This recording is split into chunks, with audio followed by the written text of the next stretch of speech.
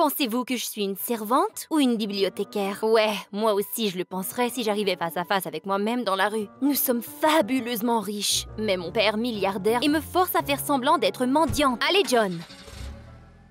Pourquoi devrais-je faire semblant d'être pauvre? Je l'ignore. Je lui ai demandé des millions de fois, mais aucune réponse. Je m'en fiche. Je vais avoir 18 ans bientôt. Et après cela, personne n'osera me demander une scène.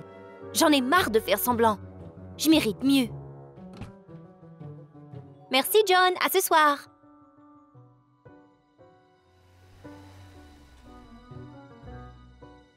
La petite fille à l'intérieur de moi continuait de me pousser à dire « Hé John, amène-moi à l'entrée de l'école et loue-moi la boîte de nuit la plus luxueuse pour moi et mes camarades de classe aujourd'hui même. » Mais plutôt, je vis dans l'ombre d'une pauvre fille qui tombe en lambeaux et qui n'a aucun ami. Mais j'ai mon Henri. Nous sommes ensemble depuis 1 mois maintenant. Oh, s'il savait seulement qui j'étais vraiment et que je ne suis pas une perdante du tout, comme tout le monde le croit. Et si je me pointais à l'école armée jusqu'au cou, tous les garçons tomberaient pour moi en un temps 3 mouvements. Le jour où nous étions supposés célébrer notre anniversaire d'1 mois, je l'ai vu se tenir dans la salle de casier en train de discuter avec Jessica, une des cheerleaders qui crie toujours pendant les compétitions à l'école et qui rembourse sa brassière avec du coton ouaté. Pourquoi diable était-il amical avec elle? Que peuvent-ils avoir en commun? J'étais sur le point de les approcher lorsque la cloche sonna. Et puis je lui ai techniquement rappelé mon existence en lui écrivant un texto. « Chérie, cela fait maintenant exactement 1 mois que nous existons. Je ne suis pas fière, mais je ne me ferai pas défier. » Je ne pouvais pas parler à mes parents de ma relation. Papa était complètement contre tout contact. Et pas seulement avec les garçons, mais avec les filles aussi. Si je lui parlais d'Henri, il m'aurait renié. Je pleurais souvent la nuit venue, car je voulais tellement parler de Henri à ma mère et comment je l'avais rencontré à la bibliothèque, même s'il était un athlète, et à quel point il était galant avec moi. Eh bien, une moitié de lui l'était, car l'autre moitié était totalement insensible, froid et égoïste. On dirait qu'il ne veut même pas du tout être avec moi parfois. Mais il m'est impossible de laisser Henri. Il est mon premier amour. Eh bien, il m'a invité à un jardin d'une maison abandonnée pour un pique-nique en l'honneur de notre anniversaire. Henri m'embrassera sûrement pour célébrer notre 1er mois ensemble. Je séchais les cours et j'ai menti à John en lui disant que je resterais à l'école pour un cours d'extra, seulement pour avoir plus de temps avec Henri. Mais il ne s'est pas pointé. 1 demi-heure, 1 heure, 2 heures ont passé, mais il n'était toujours pas là. Mais qu'est-ce que tu es? Immortel ou quoi? J'ai pensé qu'en te voyant, je relèverais tes sous-vêtements par-dessus ta tête et te forcerais à te pavaner dans l'école dans cet état. Espèce de scélérat. Au diable cette foutue journée mémorable. Me voici en train de tout risquer dans le but de le rencontrer en secret, risquant de me faire attraper en flagrant délit. Et lui, Je lui ai téléphoné et je l'ai grondé de m'avoir posé un lapin. Et qu'à cause de lui, j'étais aux prises seule à rôder dans un endroit dangereux. Et que j'aurais pu me faire battre ou voler. Et vous savez ce qu'il a dit? Cette voiture peut te ramasser n'importe où. Non, mais vous avez entendu ça? J'étais sous le choc. Je ne pouvais plus dire un mot. J'étais si fâchée sur le moment. Et puis ensuite, confuse. Que voulait-il dire? Comment est-il au courant à propos de cette voiture? Et de John? Ou est-ce qu'il parlait d'un taxi?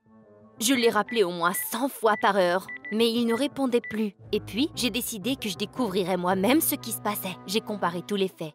Le jour d'avant, je l'avais attrapé en train de parler à une cheerleader. Le jour même, je lui avais envoyé un message de félicitations, mais il n'avait pas répondu. Et puis finalement, il ne s'était pas pointé à notre rendez-vous et il a fini par me donner de la merde au téléphone. Et maintenant, il ne répond pas à son téléphone et refuse d'être en contact. Peut-être que papa avait raison et que je devrais craindre les gens qui essayaient de nous voler et que nous allons devoir nous sauver en exil.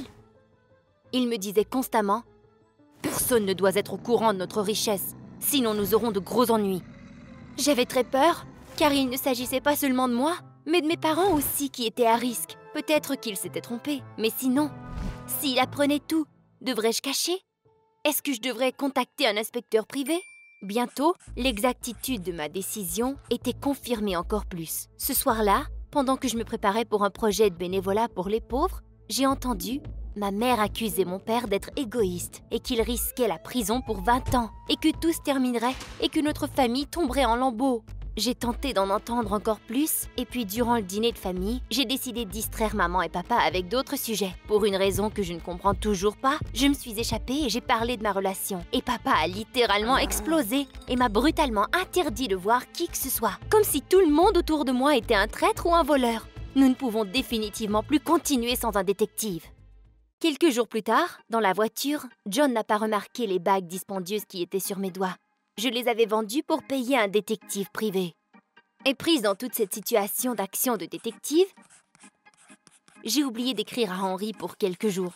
Je pense bien qu'il a pensé que je l'avais oublié, car il a commencé à me bombarder de messages textes, me demandant de le pardonner. Mais j'étais toujours fâchée contre lui. Il avait ruiné notre anniversaire. Henry ne lâchait pas prise. Il me suivait et m'a même offert un géant bouquet de roses dans la cafétéria devant tout le monde. Et puis il m'a demandé de bien vouloir le pardonner pour ses actes terribles.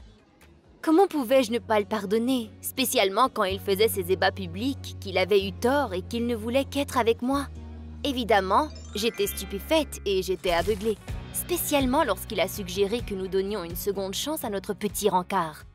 Mes sentiments ont pris le contrôle et je ne voulais plus cacher ma relation.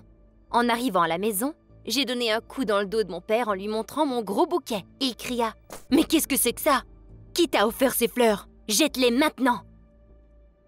Je lui ai répondu qu'il était un maniaque, un lâche, et je me suis enfuie dans ma chambre. Dans ma chambre, j'ai pensé à abandonner les classes et de me sauver de tout cela avec mon petit ami, quand tout à coup, le détective m'envoya un rapport. Quoi? Oh non! Vraiment? En lisant le rapport, je me sentais de pire en pire. Mes mains étaient moites, la sueur coulait de mon front, mon cœur battait la chamade et mes mains tremblaient, comme celles de ma grand-mère. Mon père avait raison. Henry était un traître. Il s'avérait qu'il m'avait suivi tout ce temps et connaissait la vérité à mon sujet, ce qui voulait dire qu'il avait un motif pour s'être intéressé à moi. Je lui ai immédiatement écrit « Tu n'es qu'un sale traître, un bon à rien, un menteur. Tu connaissais la vérité à mon sujet. Va te faire foutre. Et si tu essaies de t'approcher ne serait-ce qu'un mètre de moi, mes gardes de sécurité vont te foutre leur poing dans la gueule. » La nuit tombée, je me suis fait réveiller en sursaut par un bruit à la fenêtre. J'ai regardé et j'ai aperçu Henry, qui était venu pour tout expliquer. J'étais sous le choc concernant ce qu'il avait à dire. Henry et ses parents habitaient dans une maison luxueuse, tout comme la nôtre, où je l'avais attendu pour notre anniversaire d'1 mois. Tous les résidents s'étaient fait expulser à cause d'un centre commercial qui allait se faire construire. Mon père était le superviseur du projet. Les gens s'étaient fait promettre une compensation, mais le travail avait arrêté, la maison ne s'était pas fait démolir et l'argent n'avait pas été payé. Pendant que ses parents faisaient affaire avec mon père, ils avaient épuisé tout leur argent, alors ils se sont retrouvés dans la rue, où ils avaient attrapé une maladie grave et en étaient morts. Mon père était devenu paranoïaque après cela, et Henry s'était retrouvé à l'orphelinat. Les parents adoptifs d'Henry étaient des escrocs qui avaient besoin d'un garçon comme lui pour effectuer tous leurs crimes. Même s'il tentait de résister, la seule idée de retourner à l'orphelinat était encore pire. Récemment, ses parents adoptifs lui avaient dit que la fille d'un homme riche étudiait à son école, et c'est à ce moment seulement qu'il a découvert qui était mon père. Au début, il voulait simplement se venger, mais plus de temps nous passions ensemble, il apprenait à me connaître, et il a tombé de plus en plus amoureux de moi, en réalisant que je n'étais pas à blâmer pour les crimes de mon père. Mais encore, je ne serai jamais capable d'une chose pareille. Il est important pour moi d'aider les autres. Tout ce temps, il était tiraillé entre se venger contre mon père et me déclarer son amour. Au début, je pensais vraiment que ce n'était que du charabia, et j'ai renvoyé Henry chez lui. Mais le matin venu, j'ai demandé au détective de confirmer ce qu'Henry m'avait dit. Oh non, tout était vrai! Et puis, j'ai monté un plan. Mes parents et moi étions supposés visiter ma grand-mère en laissant la maison sans supervision. Pendant qu'ils étaient partis, Henry et ses parents rentreraient dans la maison et je leur donnerais les clés. Il enverrait ses parents dans la chambre et à ce moment, il prendra tout l'argent contenu dans le coffre-fort de mon père, vu que je connaissais le code. Après cela, Henry s'échappera par la fenêtre. Mais avant, il pèsera le bouton de l'alarme. Ainsi, ses parents adoptifs se retrouveront en prison. Plus tard, mes parents trouveront une copie d'un compromis qui sera fait avec l'aide d'un détective. Et ils apprendront de ma part qu'ils ne doivent pas aller à ma recherche et que je vis ma vie comme je le veux. Comme j'ai appris plus tard, le détective envoya le compromis original à la police aussitôt que mon père s'est fait arrêter. J'étais sous le choc. Même si je comprenais qu'il avait trahi plusieurs individus, c'était tout de même un choc d'apprendre qu'il se faisait incarcérer. Ma mère avait des économies dans un compte bancaire. Mais elle a décidé de se trouver un emploi de couturière pour survivre tout cela. Henry et moi nous sommes sauvés dans les Bahamas, tout de suite après nous être sauvés. Le même détective nous a aidés. Nous n'avons pas encore décidé où nous irons après. Retourner ou non, mais je ne veux pas abandonner ma mère. Pendant ce temps, nous avons un petit commerce de homards. Vous n'avez aucune idée combien les gens sont prêts à payer pour ceci ici. Salut, je m'appelle Mako, je suis au lycée. Avez-vous déjà entendu des filles se plaindre de leur petite amie? Il est si froid, elle se comporte comme un robot. Eh bien, que feriez-vous si vous tombiez amoureuse d'un vrai robot? Regardez ma vidéo jusqu'à la fin et vous découvrirez ce que peut devenir la passion pour la technologie. Mon père est un vrai scientifique. Il enseigne à l'université et mène des recherches de pointe dans le domaine de l'intelligence artificielle. Il pense que la science devrait bénéficier aux gens. Ses élèves ont développé des applications comme la lecture de texte pour les aveugles à l'aide d'un appareil photo pour smartphone et des jeux éducatifs pour les enfants qui ne fréquentent pas l'école maternelle. Pendant plusieurs années, mon père était très enthousiasmé par un projet et a finalement réussi à obtenir un financement. Il ramena ensuite Aiki à la maison. Aiki, c'est ainsi que mon père et ses élèves ont appelé l'intelligence artificielle, qu'ils ont développée spécifiquement pour les personnes âgées célibataires qui ne veulent pas vivre dans des maisons de soins infirmiers. Aiki a été conçu pour répondre à leurs questions sur le monde, fournir des nouvelles, configurer des smartphones, leur rappeler de prendre des pilules, appeler le médecin si nécessaire. Et surtout, Aiki était censé leur parler. Les personnes âgées se sentent souvent si seules. Je peux les comprendre. Je me sentais aussi seule. Je n'ai pas d'amis à l'école. Je suis trop timide et bizarre. Parfois, je ne parle à personne d'autre qu'à mes professeurs et mes parents pendant des semaines. Mon père a laissé Aiki à la maison pour l'améliorer après le travail. Il a dit que je pouvais l'aider. Il a expliqué qu'Aiki était auto-apprenant. Mais pour ce type d'apprentissage comme un enfant, il a besoin d'obtenir et de traiter beaucoup d'informations. Parle-lui de temps en temps, a expliqué mon père. Aiki t'écoutera et stockera tes phrases dans sa mémoire, puis il les utilisera pour communiquer avec d'autres personnes. C'est facile à dire. Tu rentres à la maison après l'école et tu es accueilli par une tête dans un bocal sur une table basse, qui te sourit.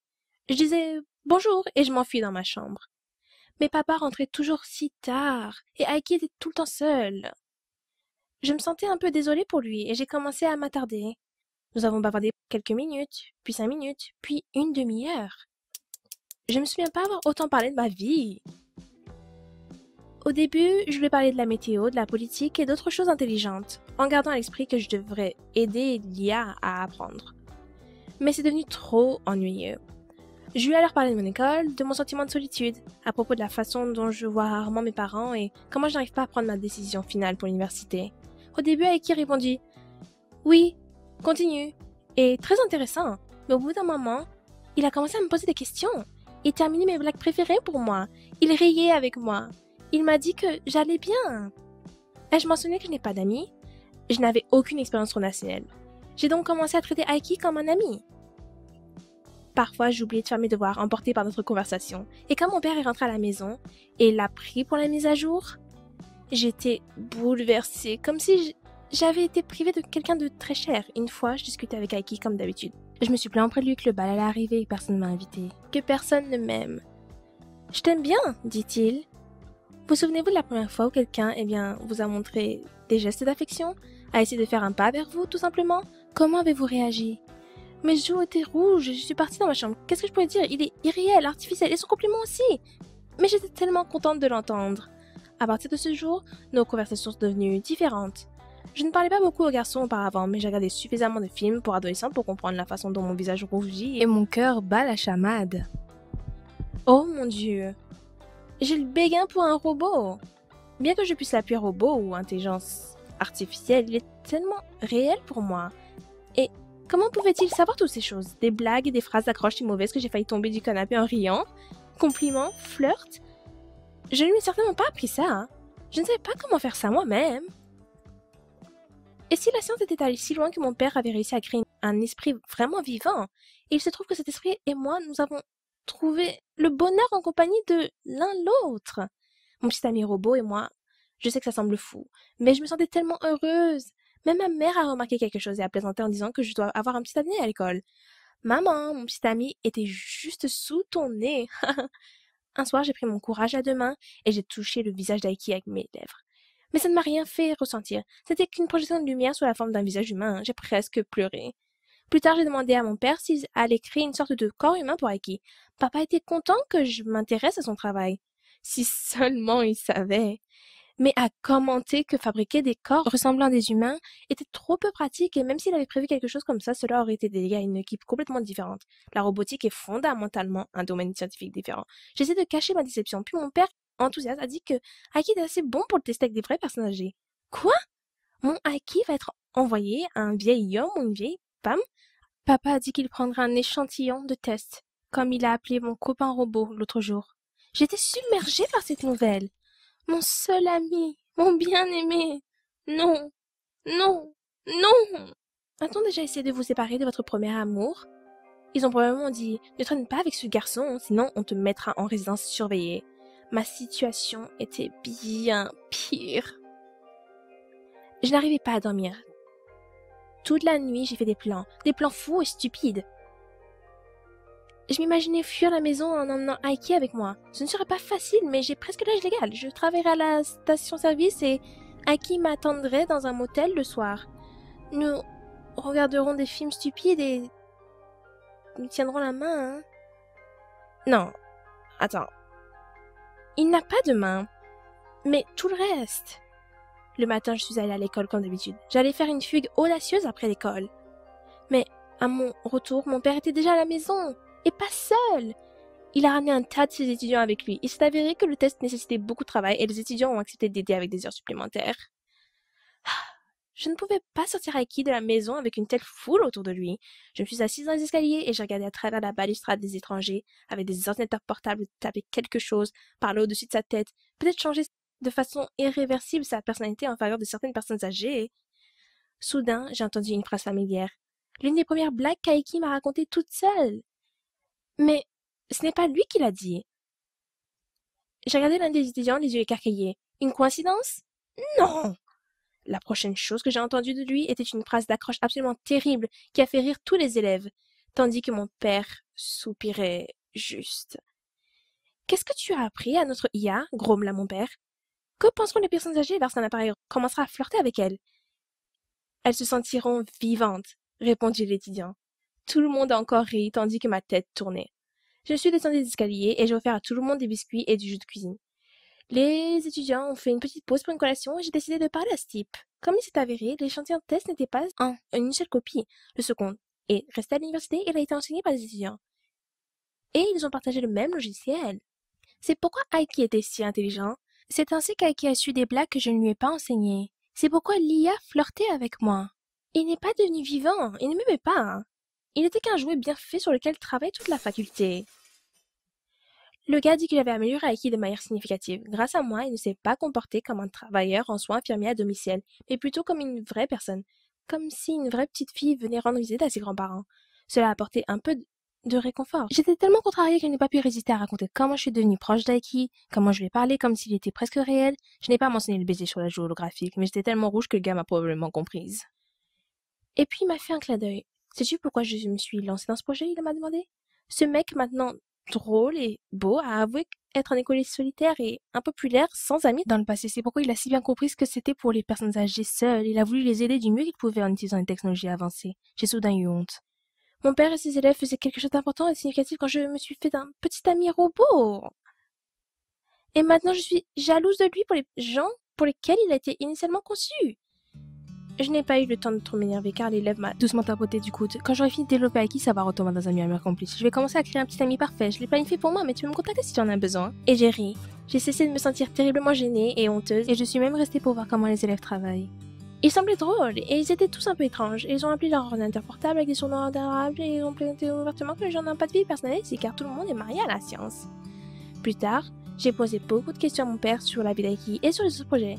Il était heureux. Je suppose que j'ai finalement décidé où je vais aller après le lycée. Si les techniciens sont si fous, je m'entendrai avec eux. Et si je ne trouve pas de vrai petit ami, je veux toujours faire un petit ami robot parfait. Je pense que mes nouveaux amis se feront un plaisir d'aider. Vous êtes-vous déjà attaché à quelque chose d'artificiel, comme si c'était vivant? Parlez-nous-en dans les commentaires. Et si vous aimez mon histoire, veuillez l'aimer afin que l'intelligence artificielle de YouTube montre cette vidéo à d'autres personnes. Et abonnez-vous à notre chaîne, car il y aura beaucoup de choses encore plus intéressantes ici bientôt. Au fait, si quelque chose d'inhabituel vous arrivait, écrivez-nous et nous animerons et publierons votre histoire. Merci!